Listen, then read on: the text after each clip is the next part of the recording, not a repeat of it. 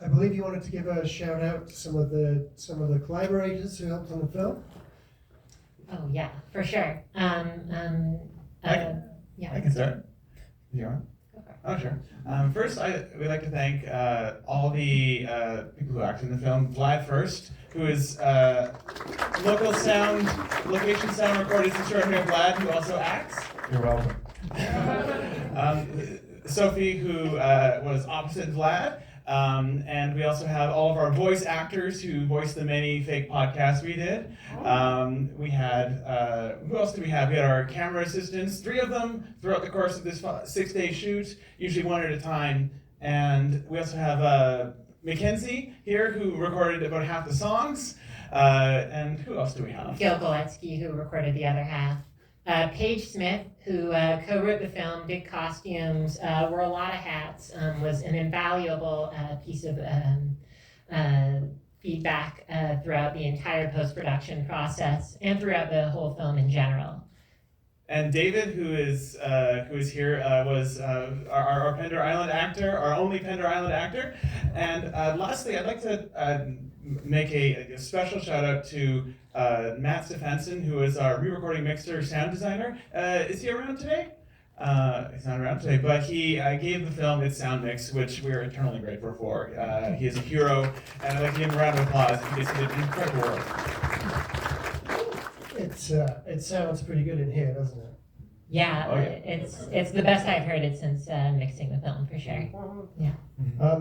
Well, you're talking about collaborators. Let's talk about your collaboration. And I know you've worked together for like a decade, right? Plus. How does that work? How did it break down on this particular film?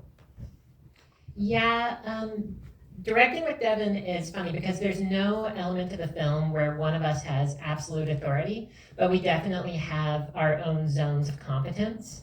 I tend to work more with the actors. I work more in editing.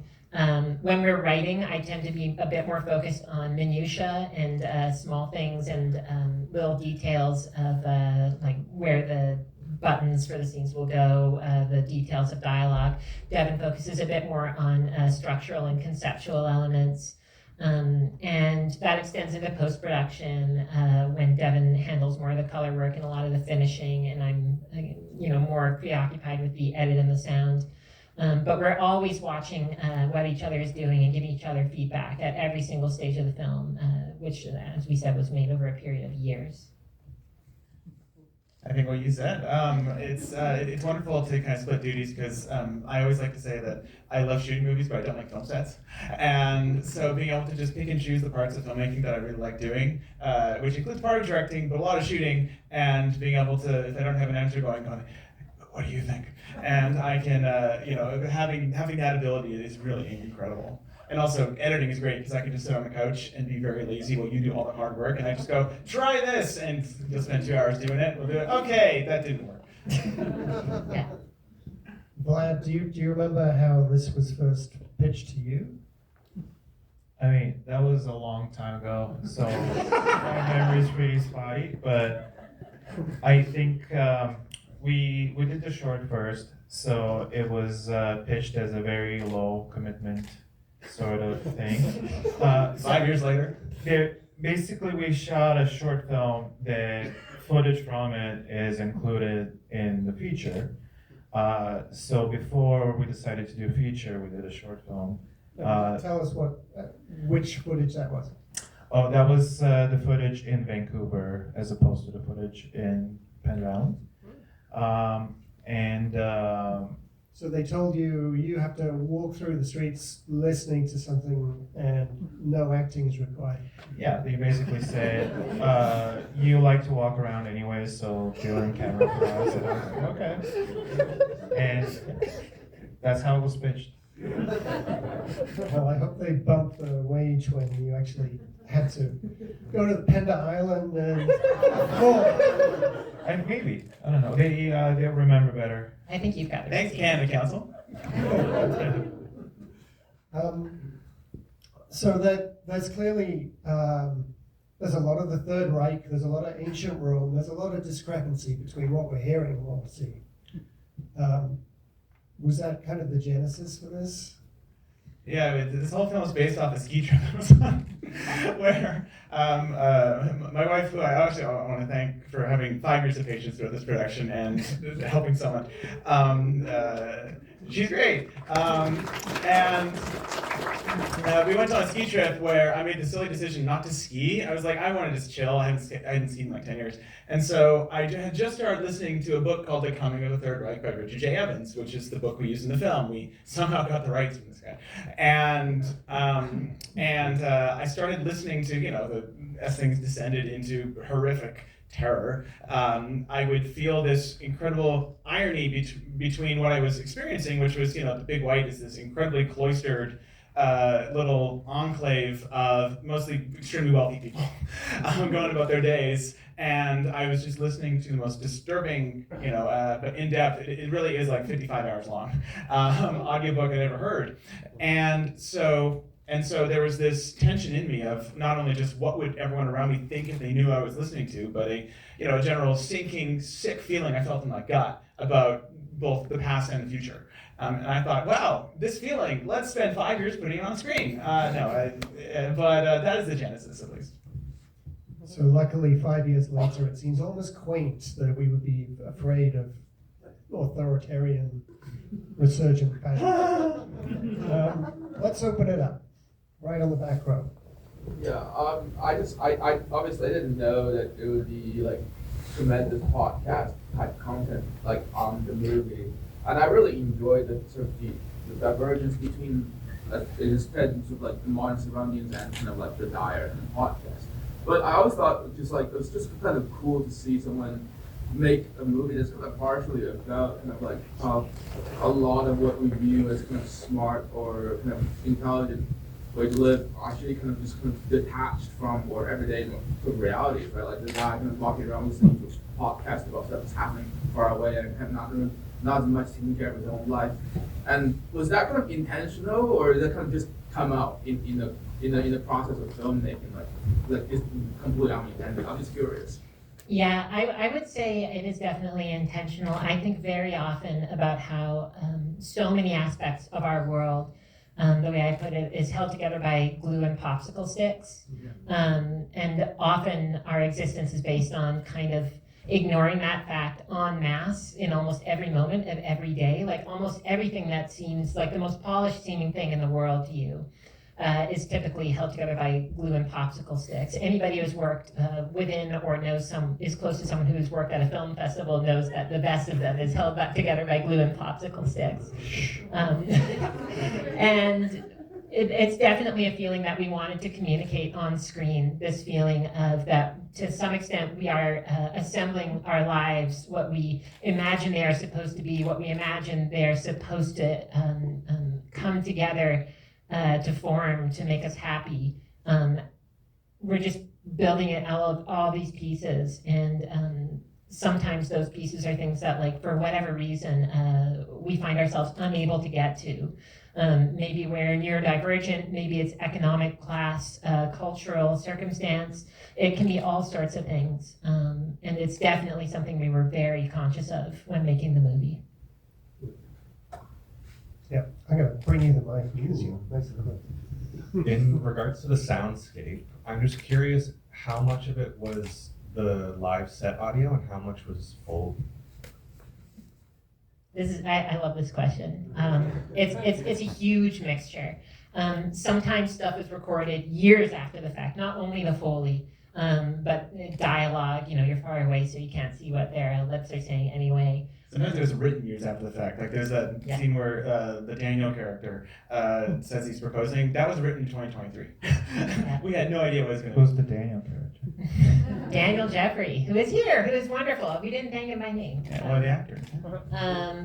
But there's other material that you might expect to be re-recorded, that we even expected to re-record, like the phone call between Sophie and her mom, who happens to be my mom. Thank you, Mom. is I expected to re-record that later. Like I was thinking I would probably do it with my mom, but we were just happy with the recording, the sound quality of it slotted in nicely to the final mix. So it's really a patchwork from all over the place, which partly reflects the extent to which the sound design was like taken from a really modular perspective of not taking any single dogmatic idea on here's how sound perspective will work, here's what sounds go in and stuff.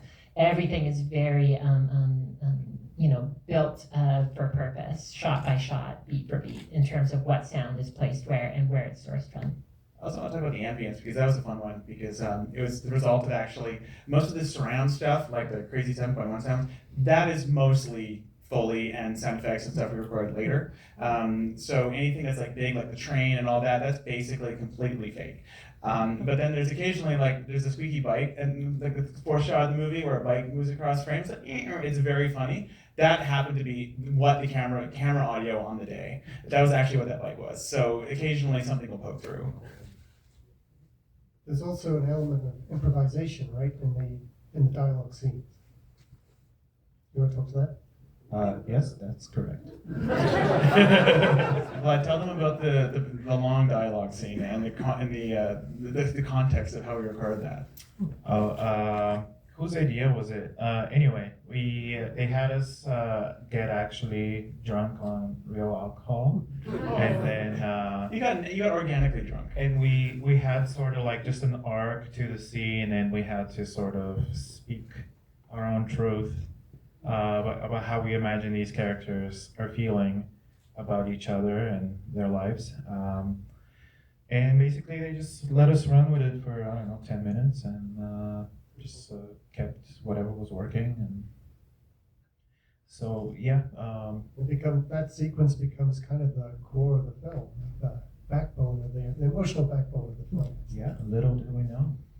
We did not intend on shooting that when we did, and I think we were actually rolled for 90 minutes on that. It was quite wow. extensive. I do not remember. None of us remember that night.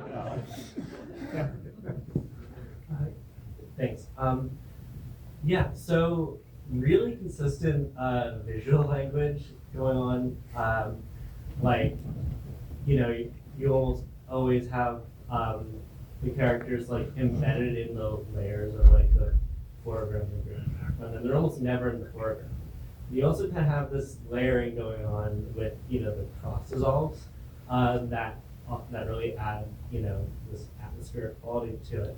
So I'm really curious because like the only way that these tableaus work is by having like the characters like really in the environments in a particular way. So I'm curious like how much of those tableaus were like planned in pre-production, like how much time you guys had at the location, because it's on the islands. It's not like Vancouver where you live. Though I'm also curious about like if you guys, when you were doing the short, kind of had very specific ideas of like compositions around the city in mind. And so how much of that was planned? How much of it was stuff that you found on the location and kind of what you were looking for? So, in case anybody didn't hear that, it was very briefly the compositional kind of style of the film, the aesthetics of the image making, how much of that was pre-thought and pre-planned? Do you even storyboard? Or? Oh, we do lots. Almost every wide shot in the film, we call it pre-making, where before we make any film, we'll go out to the location with the DSLR with shooting stills usually. And for example, on the Vancouver stuff in the short, we actually walked the entire route, which is a very inefficient route, and took about like 100 stills of different places. Vlad was with us. We took stills with him in it. Chose 30 of those. Filmed 30 of those on the day with a camera that can take more than 1 frame per second, and then chose 22 of those for the short, and then for the island we did the exact same thing. So everything was kind of pre-sighted, and then we would choose kind of hopefully the correct time of day for it. But the dissolves were interesting because those were entirely thought up mostly years later. Yeah, a lot of this film was restructured in post-production. When we finished the film, I found, I immediately recognized, and I eventually persuaded Devin, that while the structure that we had originally planned was working, there was potential for something better in it. And one of the things that I pretty quickly came to was ditching our plan of overwhelmingly using hard cuts only. The dissolve seemed to fit into the idea of working within the multi-layered, very depth-heavy compositions. Thank you very much for your observations about like the planar nature of the compositions, because when you're shooting so many wide shots like that, it's really important to have dynamic frames, so it's nice to have that notice. Did you shoot close-ups as well? Or? No. One of our collaborators, when we did a quick little test screening of an assembly that we whipped up right at the end of the shoot on the island, was like watching and at one point said, "Oh, I guess this is why people shoot close-ups, huh?" We're following the Jacques Tati rule of no close-ups ever. Playtime. I think it was. Let's go with a woman with a phone. I just wanted to ask where so the llamas would have been planned. Alpacas, no? One llama and otherwise alpacas, yeah. So that would have been sort of where the plans after you went to on location and stuff. Yeah, I believe part of the scene. I don't think the close-up of the alpacas that pans across them, I believe that was like basically just grabbed on the day. And We it's have like, for one close-up. yeah, there's one or two others, but yeah, it's we knew that, and that scene comes from it was definitely pre-planned. That scene comes from like about 10 years ago. The three of us and one or two other friends was actually on the island, and we were in a field where there were cows, and Vlad happened to be there actually with a Casio keyboard and was playing it in a field where the cows were very far away. And the cows actually got up and like came over to Vlad as he was playing. That image really stuck in our heads for years and years, and inspired him playing the song for alpacas. They asked me to stop. I want to note that Vlad did compose that song and the music that immediately follows it as he's on the beach. One funny bit, actually, yes, please applaud that. He's very good at many things.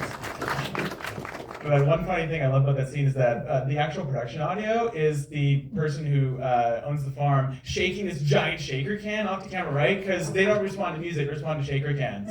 So it's much more surreal without our sound design. Mike, you have a question. Actually, just more of a comment. The way that culture and art seem to work for the Vlad character, they're very important both as a goal and aspiration and as a distraction from that very aspiration. So that's a sort of a contradiction that I find very painfully relatable. So I thought that was really well realized in the film. It helps that Vlad does, like, initially it was like, we just need you to walk, you don't need to act. It helps that Vlad ended up doing, even in scenes when he's not performing dialogue or doing dramatics, like actor to actor stuff, helps that Vlad's was very, very good at like really thinking through the character and embodying a lot of these internal struggles. I can't say enough good stuff about how well prepared and thoughtful Vlad was. Yes. Somebody. I saw someone up there in the balcony too. Go ahead. Like, how much of this vision was in your head when you had the short, like, in 2019? Or, like, was this added on after this? Or, like, did you have the idea of Sophie and Pender Island early on? The initial idea was Pender Island, if I remember correctly, but we wanted to do the short again as we wanted it to be a proof of concept, prove we could make it, and if the short just like wasn't working, then we probably would have ditched the idea. It was cheaper. Yeah, it was a lot cheaper. Okay, we got time for one last one over here. I'm biased because I was in the film. I thought it was beautifully nuanced, and I think that the choice not to shoot traditional coverage was brilliant. And I think you held your own and it worked, so congratulations. Thank you. If anybody wants to talk after the film and ask questions, please come up to I us. see some of my students up there asking questions, so let's talk later. See me after class. Thank you so much. This was the world premiere, so please.